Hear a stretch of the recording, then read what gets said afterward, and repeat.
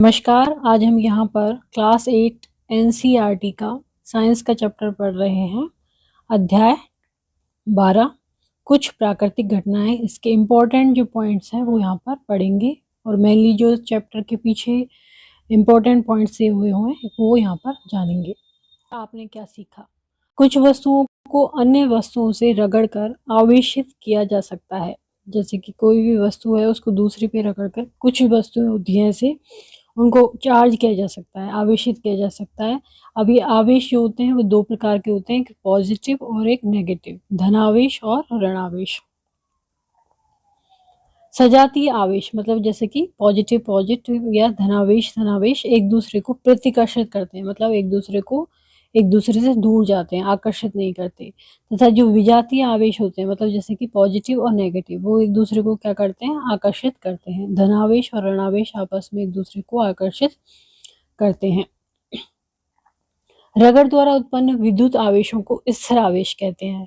तो जो रगड़ से कुछ वस्तुओं की रगड़ से जो उत्पन्न हो रहे हैं विद्युत आवेश, उनको क्या कहेंगे, स्टैटिक आवेश कहेंगे, स्थिर आवेश कहेंगे।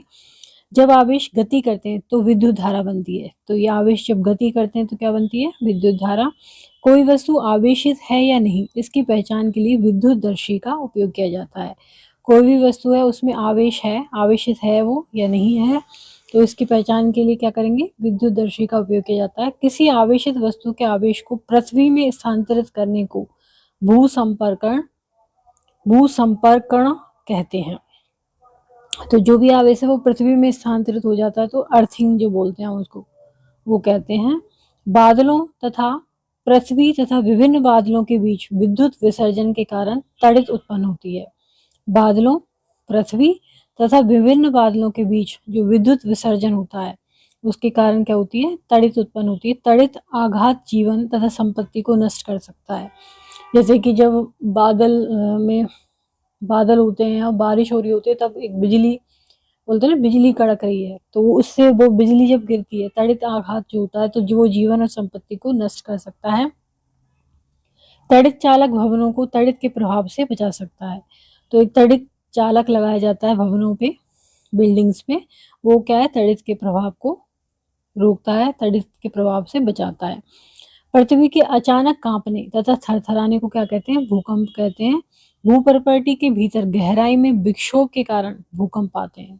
गहराई में जब विक्षोभ होता है तो उसकी वजह से भूकंप आने की भविष्यवाणी संभव नहीं है। पृथ्वी की प्लेटों की सीमाओं पर भूकंप आने की प्रवृत्ति होती है, इन क्षेत्रों को भ्रंश क्षेत्र कहते हैं। तो जिन पृथ्वी की प्लेटों की सीमाओं पर भूकंप आने की प्रवृत्ति होती है उनको क्या कहते हैं, भ्रंश क्षेत्र। किसी भूकंप की विनाशी ऊर्जा की माप रिएक्टर पैमाने पर की जाती है। किस पर करते हैं, रिएक्टर पैमाने पर भूकंप की विनाशी ऊर्जा की माप करते हैं। रिएक्टर पैमाने पर यदि 7 से अधिक माप वाले भूकंप आते हैं तो जीवन और संपत्ति की अपार क्षति कर सकते हैं। हमें भूकंपों से बचाने के लिए आवश्यक सावधानियां बरतनी चाहिए।